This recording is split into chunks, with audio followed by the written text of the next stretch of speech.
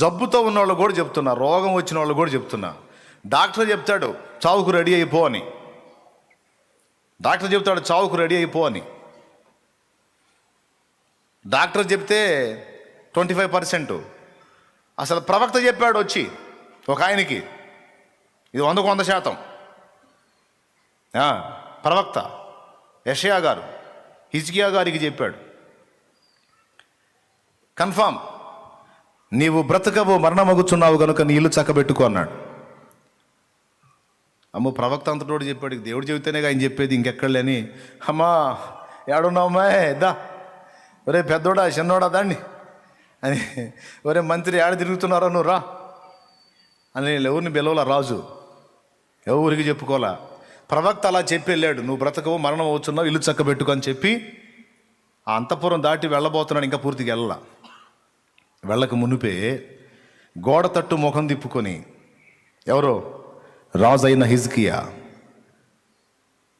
కన్నీళ్లతో దేవుణ్ణి వేడుకున్నాడు, దేవా నీ యందు భయభక్తులు కలిగి నీ సన్నిధిని నిందారహితముగా యథార్థముగా నీ దృష్టి ఎదుట ఎట్లు నేను జీవించితునో ప్రవర్తించితునో నడుచుకుంటునో నీకు తెలియదా? ఈ ఒక్క ముక్కే రాసిందాడ. హలో, ఈ ఒక్క ముక్కే, సింపుల్, చిన్న ప్రార్థన, పెద్ద ప్రార్థన కాదు, అంతే. వెంటనే యెహోవా వాక్కు యెషయాకు ప్రత్యక్షమై వెనక్కి వెళ్ళన్నాడు. దేనికి ప్రభువా? నా ప్రజల అధిపత్యకు హిజ్కియా యొద్దకు వెళ్ళు, నీ తండ్రి అయిన దావీదుకు దేవుడైన యెహోవా నీకు సెలవిచ్చున్నదేమనగా, నీవు కన్నీళ్లు విడుచుట నేను చూచి తిని నీ ప్రార్థన నేను అంగీకరించున్నాను, నేను నిన్ను బాగు చేసేదను, ఇంకను 15 సంవత్సరములు ఆయుష్యము నీకు ఇచ్చేదను అని చెప్పు. ఇంకా 15 ఏళ్ళు బ్రతుకుతాడని చెప్పు. ఏడుస్తున్నాడు, బాధపడుతున్నాడు అంటే వచ్చి చెప్పాడు, బతికాడు. నేను చెప్తున్నా, డాక్టర్ నువ్వు చస్తావని కన్ఫామ్ చేసిన, నీకున్న తెగులు భయంకరమైంది, నీకున్న బలహీనత గొప్పది, అది అలా ఇలా అని వైద్యుడు చెప్పిన, పరమ వైద్యుడకు ప్రభు ఆ మాట చెప్పనంత వరకు మనం వైద్యుడి మాట ఫిక్స్ అవ్వడానికి వీల్లేదు. డాక్టర్ చెప్పినా సరే, ఇప్పుడు డాక్టర్కి అసాధ్యమైనవి చాలా ఉన్నాయి, కానీ దేవునికి ఉన్నాయా?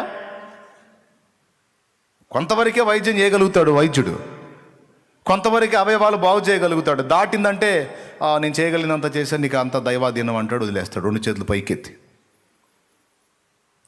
కానీ దేవునికి ఆ పరిస్థితి ఉందా? కాబట్టి డాక్టర్ కాదు, దేవుడు నీకు ఆ మాట చెప్పిన దాకా నువ్వు వైద్యుడి మాటని కంప్లీట్గా నమ్మటానికి వీల్లేదు. బ్రతకవు చస్తావని వైద్యుడు చెప్పినా సరే నువ్వు దాన్ని నమ్మకూడదు. ఆ మొక్క యేసయ్య చెప్పిన దాకా ఎదురు చూస్తాను అలా. యేసయ్య ఆ మొక్క చెప్పనంత వరకు నిరీక్షణ ఉంది నీకు. ఏ మొక్క? నువ్వు బ్రతకవు చస్తావని మొక్క చెప్పిందా. ఒకవేళ యేసయ్య చెప్పలేదనుకో, నీ కోసం ఎంత అద్భుతమైన ఆయన చేయటానికి సమర్థుడు, చేయబోతున్నాడు అంతే. వచ్చిన వాళ్ళందరికీ డాక్టర్ చెప్పేశాడు, లేదంట ఇంకేమి లేదు. డాక్టర్ అంతే చెబుతాడు. ఒకడు కాదయ్యా, ఎంతమంది? 4 చెప్పారు. ఎంతమంది? కొంచెం పైకి లాగి 4 చెప్పని, 40 మంది చెప్పని మనుషులేగా. మానవ ప్రయత్నం చేశారు, నువ్వు కూడా మానవ ప్రయత్నం చేసేవాళ్ళు కాలేదు. ప్రభు చెప్పని, ప్రభు చెప్పలేదుగా. ఒకవేళ ప్రభు చిత్తమైతే ఆయనే చెబుతాడు నీకు. చెప్పటమే కాదు, మెంటల్గా ప్రిపేర్ కూడా చేస్తాడు, సిద్ధపరుస్తాడు. నాకు సావాలని లేదు, బతకాలని అననీయుడు. సంతోషంగా ఆయన దగ్గరికి వెళ్ళాలి, అయ్యా ప్రార్థన చేయ, ఇంకా చాలు కానీ బతికింది అని అనేటట్టు చేస్తాడు ఆయన. ఆ మొక్క ఆయన చెప్పిందా కాదు. మరి అప్పటిదాకా ఏమంటావు? నేనైతే చావను. నేనైతే చావను, బ్రతికి ఉండి నా దేవుని క్రియలను వివరించెదను. అది దేవునికి మహిమ. చెప్ప, గట్టిగా చెప్ప, అందరూ చెప్పండి. అంతేగాని వేరే మాటలు మన నోట రాకుండా జాగ్రత్త పడాలి. అవిశ్వాసులు చెప్పినా దాంతో మనం రాజీ పడకూడదు. వైద్యం చేసావు అంతవరకు, నీ చేతనైంది అంతవరకు అని చెప్పు, ఇక కాదు అనొద్దు. వైద్యుడా నీవేమనాలంటే నా చేతనైంది ఇంతవరకు అని చెప్పు. ఆ మాట డాక్టర్ చెప్పడు. చేతనైంది కాదు ఇంక అవకాశమే లేదంటాడు. అవకాశం లేదనొద్దు, నీ చేతనైంది ఇంతవరకు. నీ చేత కానిది చాలా దేవుడి చేత నగును. అగును. ప్రాణం ఉన్నంత వరకే వైద్యం చేయగలవు వైద్యుడా. చచ్చిన వాడిని తిరిగి బ్రతికించగలవా? కానీ అలాంటి వాళ్ళని ఎంతోమందిని బ్రతికించే కదా నా ప్రభు. శవాలకి పోస్ట్ మార్టం చేస్తావేమో వైద్యుడా, ఎండిపోయిన ఎముకల్ని సైన్యము వలె నిలబెట్టగలవా? హల్లెలూయా. చేయలేవు కదా. కాబట్టి ఇక ఛాన్సే లేదు అనొద్దు. నా చేతనైంది ఇంతవరకే, అది వైద్యుడి మాట. మరి మిగిలింది నా దేవుడు చూసుకుంటాడు. నీ చేతనైనది నువ్వు చేసావు అంతవరకే అని చేతులు కాళ్ళు ఇంకెత్తేసావు. ఇంక అంతకుమించి నాకు రాదని చెప్పు. ఇంకెక్కడ ఎవరికి వల్ల కాదని చెప్పొద్దు. దేనినైనా చేయగల దేవుడు నా దేవుడు ఒకడు ఉన్నాడు నాకు. ఒక్క మాట చెబితే చాలు. దుమ్ముదుళ్ళలో నడిచి నడిచి నడిచి నడిచి డస్సి ఉన్నారు ఆయన శిష్యులు. పాడిని మోసుకొని కొంతమంది మనుషులు వస్తూ ఉంటే ఆ పాడి మీద ఒక యవనస్తుడు శవం, అచేతనమై పడి ఉన్న శవం. ఆ శవం అవతల తల్లి మహారోదన, అయ్యా నా బిడ్డ, నా కొడుక, నాకున్న దిక్కు నువ్వే కదయ్యా, నువ్వు పోతే ఇంకా నాకెవరయ్యా, ఎవరు లేరు ఇంకా ఆమెకి, ఒక్కడే. నా ప్రాణాలన్నీ నీ మీదే పెట్టుకొని బతుకుతున్నాను, నువ్వు కాస్తా పోయావు, ఇప్పుడు నా దిక్కెవరని గోడున ఏడుస్తూ అల్లాడిపోతూ. ఎంతమంది ఓదార్చినా ఓదార్పు పొందట్లా. ఆళ్ళు వచ్చి చెబుతారు కదా ఏమని ఏడిసేటప్పుడు, నీకెందుకు, నేను ఉన్నాలే, నేను చూసుకుంటాలే, బాధపడవాకులే, ఏముందిలే, ఎప్పటికైనా పోయేదేగా, కాకపోతే నీకంటే ముందు పోయాడు, బాధపడవాకులే, నేను ఉండగా అని ఓదారుస్తాడు. ఆమెకు తెలుసు ఆ పూటకే అని, ఆ డెడ్ బాడీని లేకపోతే తీసుకెళ్ళనీదని, బొందలో పెట్టిన దాకేనని తెలుసు ఆమెకి. ఏది ఓదార్పులన్నీ, ప్రేమలన్నీ. తర్వాత ఎవడదో వాడికి చిత్రశోభ, ఏమని పట్టించుకునే దిక్కేవాడో. అందుకే ఓదార్పు పొందని వాళ్ళకి విపరీతంగా ఏడుస్తాం. ఆయనకు కనికరం కలిగింది. వచ్చి ఎదురుగా నిలబడ్డాడు. శవాన్ని పక్కకు సైడ్గా తీసుకెళ్తున్నారు. ఆగండి అన్న. పాడిని పట్టుకున్నాడు. ఆగండి, ఎందుకు ఇతను తీసుకెళ్తున్నారు? చచ్చిపోయాడు, తీసుకెళ్తున్నావు భూస్థాపన చేయటానికి.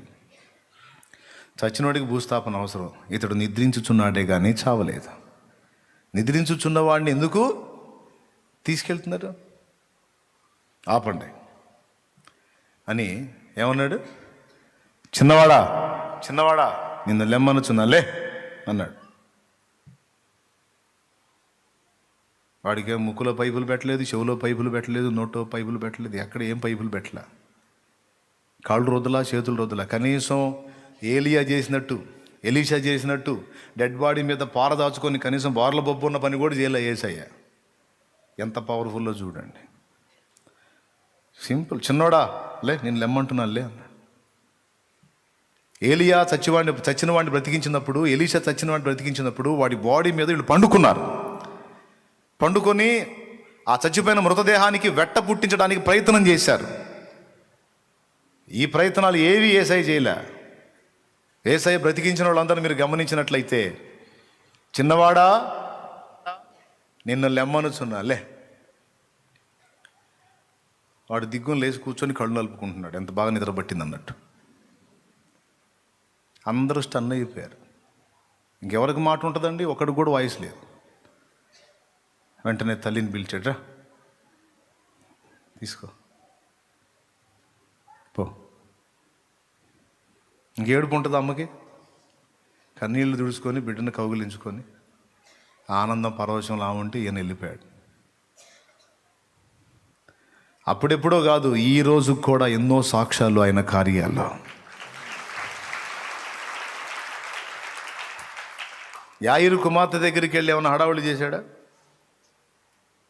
అవిశ్వాసులందరినీ బయటికి ఊడ్చి నెట్టి పడవేసి విశ్వాసము గల వారిని తనతో కూడా ఉంచుకొని ఆ చిన్నపిల్ల దగ్గర 12 ఏళ్ల పాప దగ్గరికి వెళ్ళి, చచ్చిపోయిన డెడ్ బాడీ దగ్గరికి వెళ్ళి, తల్లి తాకుమి అన్నాడు. చిన్నదానా నిన్ను లెమ్మనుచున్నాను లే అంటే లేచి కూర్చుంది. తల్లిదండ్రులకు అప్పచెప్పాడు, ఆహారం పెట్టి జాగ్రత్తగా చూసుకోండి. లాజరు బయటకు రా అంటే సచిన్ 4 రోజులు అయింది. అప్పటికి 4 రోజులు అంటే ఇక బాడీ పరిస్థితి మారిపోద్ది. 3 రోజులకే దుర్గంధం, 4వ రోజుకి ఇక ఉండలేం. అలాంటిది కుళ్ళిపోయి దుర్గంధభరితం కావాల్సిన శరీరం సజీవంగా లేచి అలా నడుచుకుంటూ వచ్చేసాడు. ఫ్రీగా నడవడానికి వీలు లేకుండా ప్రేత వస్త్రాలు, డెడ్ బాడీని ప్రేత వస్త్రాలతో కడతారు కదా, అవన్నీ చుట్టబడి అట్లనే రోబోలా నడుచుకుంటూ వచ్చినట్టున్నాడు బయటికి. ఆ కట్లు విప్పి అతన్ని పోనీయండి అన్నాడు. వైద్యుడా నీకు చేత అయింది కొంతవరకే, నాకు ఇంతవరకే చేతవు అని చెప్పి సైడ్ అయిపో, ఇక మిగిలిన కార్యం నా యేసయ్య చూసుకుంటాడు. పాపం డాక్టర్లు కూడా తప్పు లేదండి. డాక్టర్లు చెప్తారు నేను చేయగలిగినంత చేశాను అంటే అర్థం ఏంటంటే నాకు ఇంతవరకే తెలుసు, ఇక అంతా దేవుడిదే అంటే అర్థమైంది. నాకు తెలిసింది ఇంతవరకే, నా చదువు ఇంతవరకే, ఇక ఆయన జ్ఞానం అనంతం. ఆయన ఏదైనా బాగు చేయగలడు ఆయన చిత్తమైతే. ఒక మనిషిని భూమి మీద ఉంచి మనుగడ సాగించగలడు. ఇచ్చిన సమయం ఆసన్నమైతే ఇంకొద్దులే వచ్చేసే, ఎందుకు ఇక్కడ చేదరా, నీకు మహిమ చూపిస్తాను, మహిమలో ఉంది కానీ భక్తుల మధ్యలోకి వెళ్ళిపోదు కానీ ఎందుకు దరిద్రం వచ్చేసాయని తీసుకుంటాడు. ఎవరూ పట్టించుకోకుండా ఎందుకు ఇక్కడ నువ్వా? పేతురుని చూడవా? అబ్రాహాం చూడవా? ఇస్సాకు యాకోబులను చూడవా? పౌలు గారిని చూడవా? వద్దా? చూడాలి ప్రభా. మరి రా, మరి తీసుకెళ్తా. ఏంది అంటే చచ్చిపోవాలంటే భయంగా ఉందిరా. చావు లేదు, నీ పొందలేదు. చావు ఎక్కడుంది? తిక్కలదాన్ని చావు ఎక్కడుంది? దాని బలం ఎక్కడుంది? చావునే చంపినవాడిని నేను, చావుని గెలిచి లేచిన వాడిని.